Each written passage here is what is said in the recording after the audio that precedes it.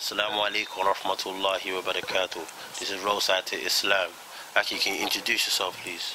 Yeah, my name's Ramadan from South London. Wanzur from South London still. Okay, how long have you been Muslim for? I'm born Muslim, between 18 years. But I've been practicing for like 3 years now, alhamdulillah. How was your life like before you started practicing Islam? Life before Islam, complete jahil, ignorance, stupidity. Like, I'd wake up, no purpose in life at all. All I'd do, get gyal, bust man's head, go clubbing, go shubs and all that madness there, just do enough stupidness. Don't pray salah. Like, I would see Maghrib blatantly he's in, but I'll say to myself, I'll pray tomorrow. You know, I never had no fear of Allah. I didn't respect no one, not even my own mum. You know what I mean? It took me 2005 to realise the haqq. What is it about Islam what made you change your life? What is it about Islam? When I went away in 2005, went back to my motherland still. I went to Uganda for like a year and a half. And I was around, you know, the right people, because the majority of the people there are Muslim anyways.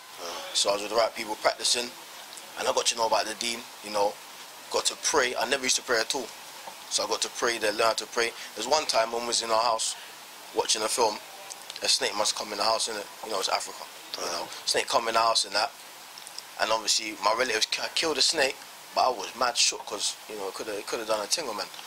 But my uncle told me, you don't pray, but you're going to find this in the grave for each prayer you miss.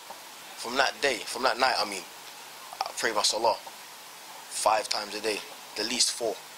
You know what I'm saying? So Allah works in mysterious ways, innit? SubhanAllah. So what advice have you got to the youth that are on the road following different paths? The youth, what these little kids that are following all this flash cars and all the money and all that. It's not worth it, man. It's not worth it. It's not worth it. You can't mix Islam and that life. It don't mingle. It's like oil and water. You can't mix it. You gotta be either Muslim or you be ignorant and be like a kafir and live that life. Because most brothers, I know brothers who've lived that life and made meals, made peas, yeah. Today, Muslim, do 9 to 5. They never was happy in that life. You know, if you look at some kafirs like Frank Lucas and that, hitting $1 million every day, end up going in jail, lost everything. Allah takes all that away. There's no barakah in that money. You can't. If you eat with that haram money, it's fire in your belly. You feed it to your wife or your mum, you're distributing haram to them. Your clothes are haram. Your shelter is haram. Everything is haram. You can't even give sadaqah with that money. Even if you do, you don't benefit. You know, there's even a hadith where there's a man, he will raise his hands in the air and say, Ya Rab, Ya Rab. And Allah will say to him, Allah will say, how can I purify this man when his clothes are haram, what he eats is haram, his shelter is haram, everything is haram. He therefore is haram. His dua can't be answered. But when you hear that hadith, if you have fear in your heart, cut the haram money.